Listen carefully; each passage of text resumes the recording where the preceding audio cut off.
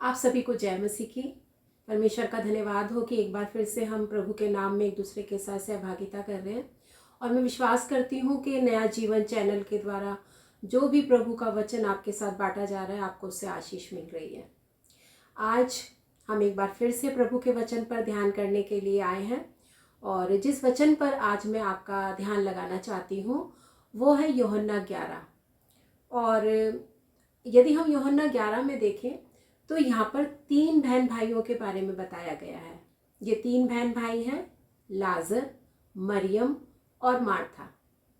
इन तीनों से वचन बताता है यहाँ पर कि प्रभु यीशु मसीह प्रेम करता था। और जब भी यीशु मसीह बैतनिया जाता था, क्योंकि ये तीनों बहन भाई बैतनिया के रहने वाले थे, जब भी यीशु मसीह बैतनिया जाता था वो इनके पास हमेशा ठहरा करता था। और एक बार क्या हुआ कि उनका भाई लाजर बीमार हो गया, क्योंकि एक ही भाई था। माँ बाप के बारे में कोई जिक्र नहीं है, तो इसका मतलब ये पता चलता है कि ये तीनों अनाथ थे। और जब उनका भाई बीमार हो गया तो इनकी बहन ने प्रभु के पास एक संदेश कहलाया। अगर हम तीसरे पद में देखें यूहन्ना 11, हे प्रभु देख, जिससे तू प्रीति रखता है वो बीमार है। यहाँ पर बहनों ने प्रभु को संदेश भेजा, प्रभु यीशु मसीह को, कि प्रभु जिससे तू प्रीति रखता है, जिससे तू प्यार करता है, वो बीमार है। कई बार हम भी इस बात को बोलते हैं कि मैं प्रभु से बहुत प्यार करता हूँ, प्रभु मुझसे बहुत प्यार करता है, लेकिन मैं बीमार हूँ, मुझे चंगाई नहीं मिल रही है। और हमारे जो रिश्तेदार अजीज़ होते हैं वो प्रभु से हमारे लिए गुहार करते हैं, प्रभु को पुकारते हैं, हमारे लिए प्रार्थनाएं करते हैं, हम प्रभु से प्रार्थनाएं करते हैं चंगाई के लिए। और यदि हम देखें कि जब बहनों ने ये संदेश भेजा प्रभु के पास कि जिससे तू प्रीति रखता है वो बीमार है, तो प्रभु यीशु मसीह ने क्या किया? हम सभी यही आशा करेंगे कि प्रभु यीशु मसीह, जैसे ही प्रभु यीशु मसीह ने खबर सुनी होगी, प्रभु यीशु मसीह एकदम से लाजर को देखने आए होंगे। लेकिन ऐसा नहीं हुआ। क्या हुआ कि जहाँ पर यीशु मसीह था वहाँ 2 दिन और ठहर गया। देखिए वचन क्या बताता है यहाँ पर। फिर जब उसने सुना कि वो बीमार है तो जिस स्थान पर वो था वहाँ 2 दिन और ठहर गया। कितनी अजीब बात है ना, कि यहाँ पर हम देख रहे हैं कि प्रभु यीशु मसीह उनसे प्रेम करता है, बहनों ने संदेश भेजा, लेकिन यीशु मसीह वहाँ पर और ठहर गया और यीशु मसीह ने लेट किया। कई बार हमें भी ऐसा लगता है कि हम प्रार्थनाएं कर रहे हैं, हम विनती कर रहे हैं किसी भी अपनी परिस्थिति से छुटकारा पाने के लिए, चंगाई पाने के लिए, और हमें ऐसा लगता है कि प्रभु हमारी नहीं सुन रहे, मानो हमारे लिए समय ठहर गया है। वही कंडीशन यहाँ पर हम देख रहे हैं कि प्रभु यीशु मसीह रुक गया, प्रभु यीशु मसीह एकदम से वहाँ नहीं गया। और उसके बाद क्या हुआ कि यीशु मसीह जब वहाँ जाने को तैयार हुआ तो उसके शिष्यों ने उसे रोकने की कोशिश की। शिष्य क्या कहते हैं आगे अगर हम देखें तो शिष्यों ने कहा, जब यीशु मसीह ने 7वें पद में अपने शिष्यों से कहा, आओ हम फिर यहूदिया को चलें। चेलों ने उससे कहा, हे रब्बी, अभी तो यहूदी तुझ पर पथराव करना चाहते थे और क्या तू फिर वहीं जाता है? अगर हम इससे पहले के अध्याय 10वें अध्याय में देखें, उसके 31वें पद में, तो यहाँ पर लिखा है यहूदियों ने उस पर पथराव करने को फिर पत्थर उठाए। यानी यीशु मसीह जो यहूदिया से निकल के गए थे वो इसलिए निकल कर गए थे क्योंकि यहूदी लोग उन पर पथराव कर रहे थे, उन पर पत्थर मार रहे थे। देखिए परमेश्वर के पुत्र पर पथराव किया जा रहा है। किस कारण से? क्योंकि वो परमेश्वर को अपना पिता कहता है। यीशु मसीह को जो क्रूस पर चढ़ाया गया, इस कारण से नहीं कि यीशु मसीह ने कुछ गलत काम किया, क्योंकि वचन बताता है कि वो निर्दोष और निष्कलंक था, उसने कोई पाप नहीं किया। जब उसको पिलातुस के पास लाया गया उसका न्याय करने के लिए, तो पिलातुस ने कहा मैं इसमें कोई दोष नहीं पाता। लेकिन सिर्फ एक दोष जो उन पर लगाया गया वो था कि वो अपने आप को परमेश्वर का पुत्र कहते थे, परमेश्वर को अपना पिता कहते थे। इस कारण प्रभु यीशु मसीह को क्रूस पर चढ़ाया गया और यहूदिया में जब उन पर पथराव किया जा रहा था तो वो वहाँ से निकल गए, और अब वो दोबारा वहाँ जाना चाहते हैं। तो क्योंकि उनका जो मित्र है लाजर है वो उसको अब देखने जाना चाहते हैं, तो यीशु मसीह ने क्या कहा उनसे कि हमारा मित्र लाजर सो गया है परंतु मैं उसे जगाने जाता हूँ।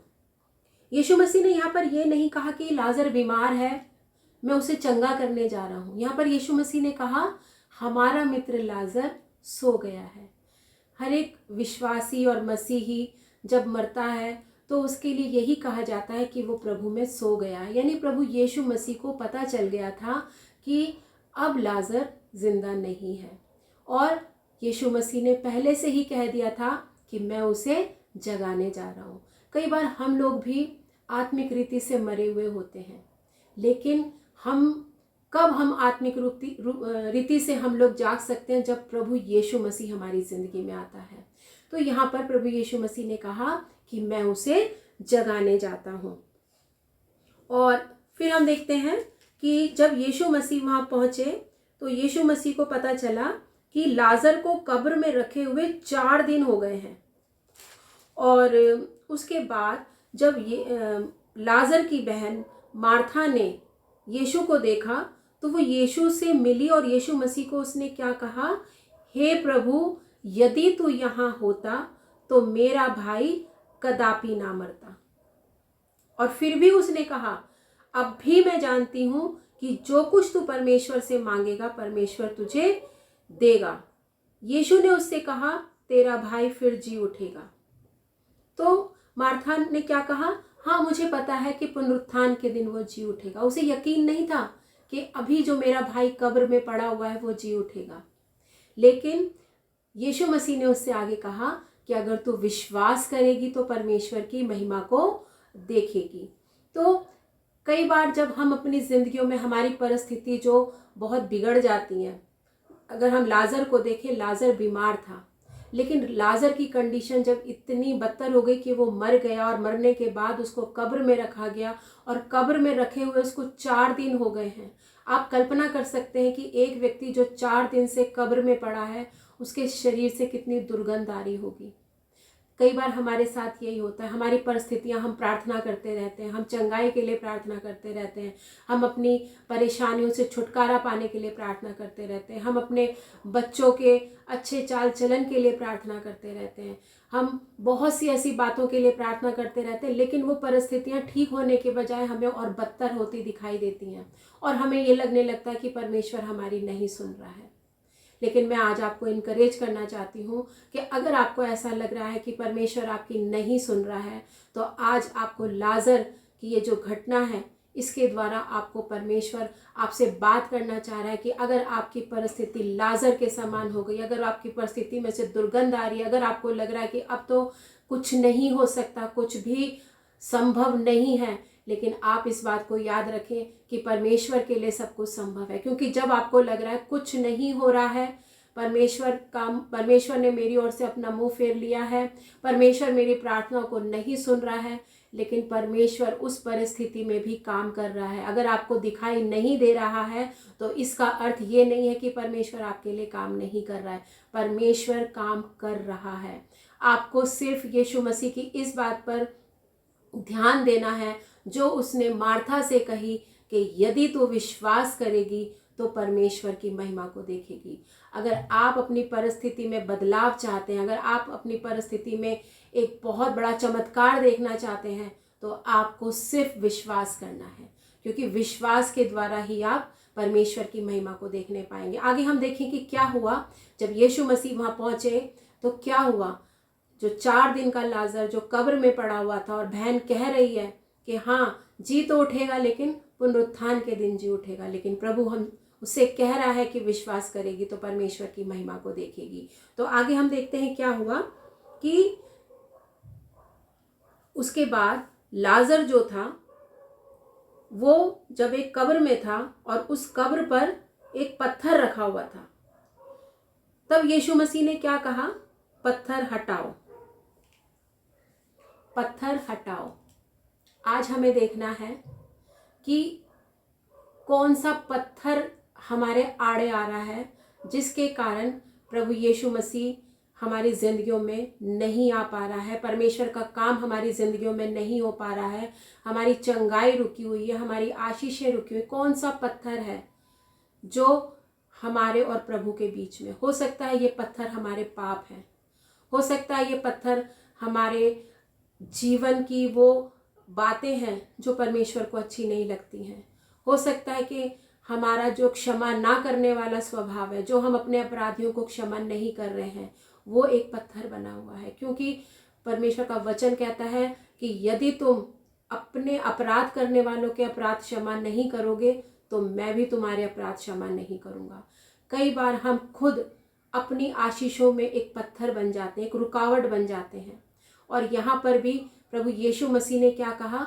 पत्थर हटाओ। अगर आप चाहते हैं कि आपकी परिस्थितियां बदलें तो आपको वो पत्थर हटाना होगा, आपको अपने उन पापों से पश्चाताप करना होगा, आपको अपनी उन बुरी आदतों को छोड़ना होगा, आपको अपने गुनहगारों को क्षमा करना होगा। क्योंकि जब आप वो पत्थर हटाएंगे तभी प्रभु यीशु मसीह अपने काम को दिखाएंगे, आपके जीवन में उस आश्चर्य कर्म को दिखाएंगे। आगे हम देखें कि क्या हुआ।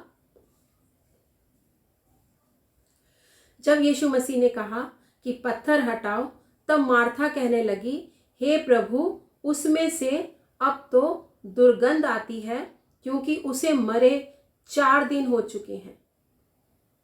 और तब यीशु मसीह ने उससे कहा कि यदि तू विश्वास करेगी तो परमेश्वर की महिमा को देखेगी। और उसके बाद पत्थर हटाया गया और प्रभु यीशु मसीह ने आंखें उठाकर, स्वर्ग की ओर आंखें उठाकर अपने पिता से कहा कि हे पिता, मैं तेरा धन्यवाद करता हूँ कि तूने मेरी सुन ली है। अगर हम प्रभु यीशु मसीह को देखें तो प्रभु यीशु मसीह परमेश्वर का पुत्र है और उसने इतने बड़े बड़े आश्चर्य कर्म किए। आज भी प्रभु यीशु मसीह के नाम से हमारी प्रार्थनाएं सुनी जाती हैं, क्योंकि प्रभु यीशु मसीह के नाम के बिना हमारी प्रार्थनाएं नहीं सुनी जाती हैं।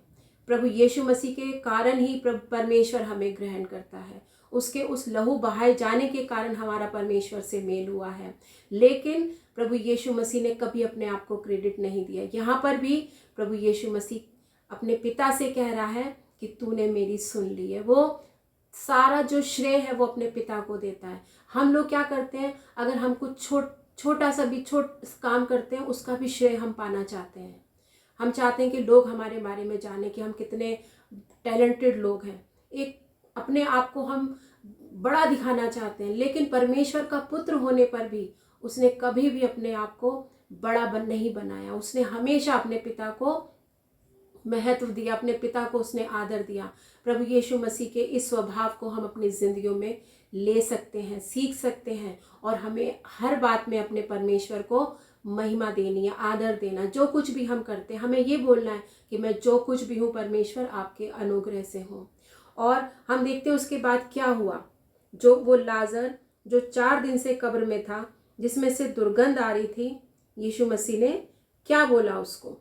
यीशु मसीह ने यहाँ पर, अगर हम इसके 11वें अध्याय के 43 वर्ष को देखें तो यहाँ पर लिखा है, यह कहकर उसने बड़े शब्द से पुकारा, हे लाजर निकल आ। यीशु मसीह ने कुछ ज्यादा नहीं बोला। पहले बोला पत्थर हटाओ, जो भी चीजें मुझे काम करने से रोक रही हैं पहले उसे हटाओ।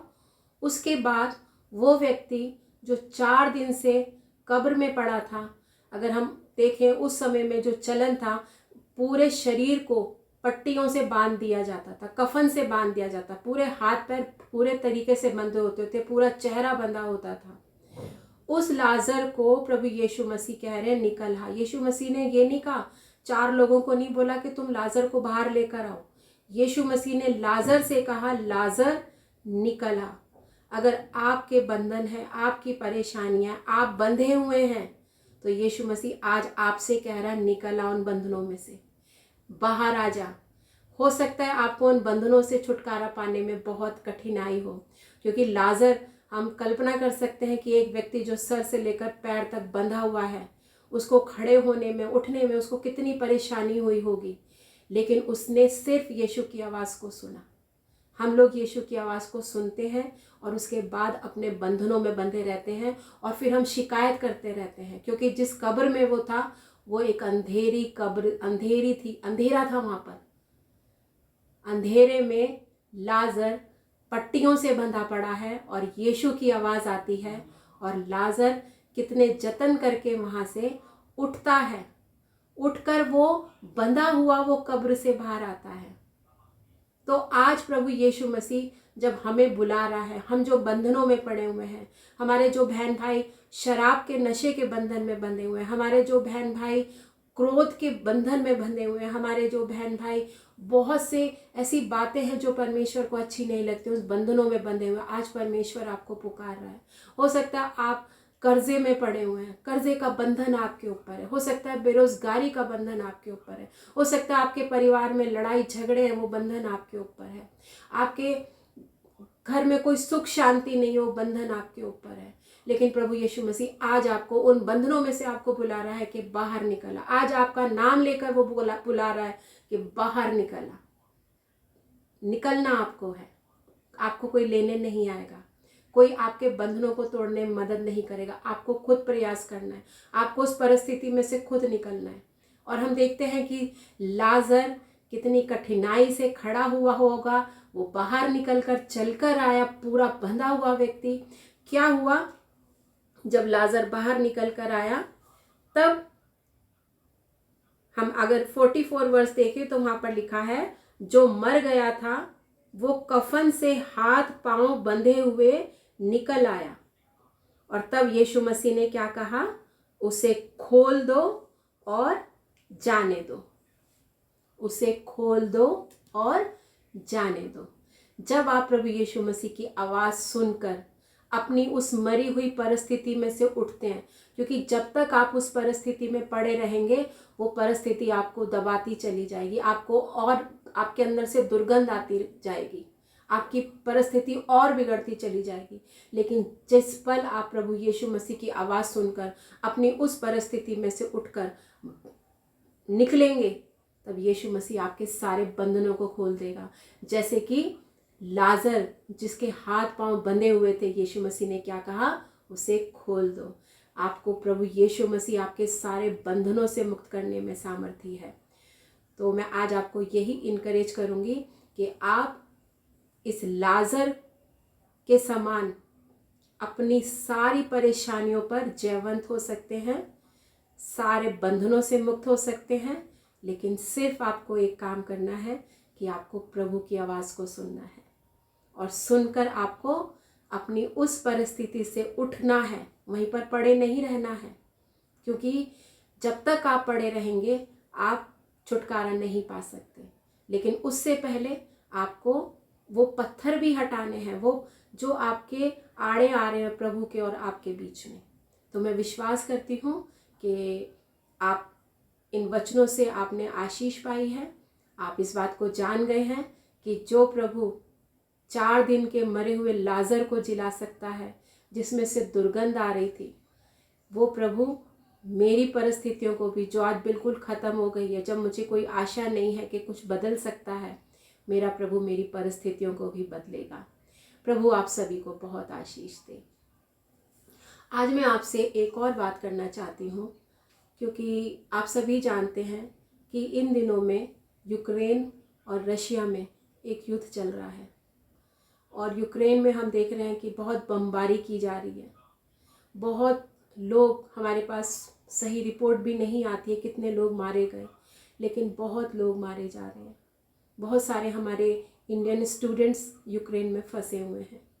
तो मैं आप सभी से एक रिक्वेस्ट करती हूँ कि आप जब भी प्रार्थना करें, आप इस युद्ध के लिए इस प्रार्थना करें कि परमेश्वर जो है अनुग्रह करे, क्योंकि वचन में सारी बातें लिखी हैं कि इन सारी बातों का होना ज़रूरी है। ये अंत समय के निशान है।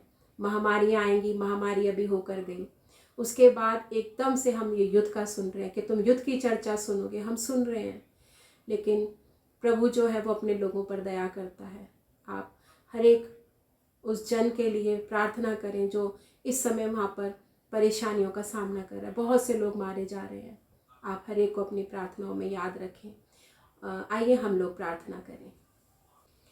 सर्वशक्तिमान पिता परमेश्वर, हम आपका धन्यवाद करते हैं कि आपने प्रभु जी हमसे बात करी कि खुदावन, चाहे हमारी परिस्थितियाँ कितनी भी बद से बदतर क्यों ना हो गई हों प्रभु जी, आप हमारी उन बद से बदतर परिस्थितियों में प्रभु जी प्रभु जी जीवन देने वाले परमेश्वर हैं, क्योंकि प्रभु यीशु मसीह जीवन है।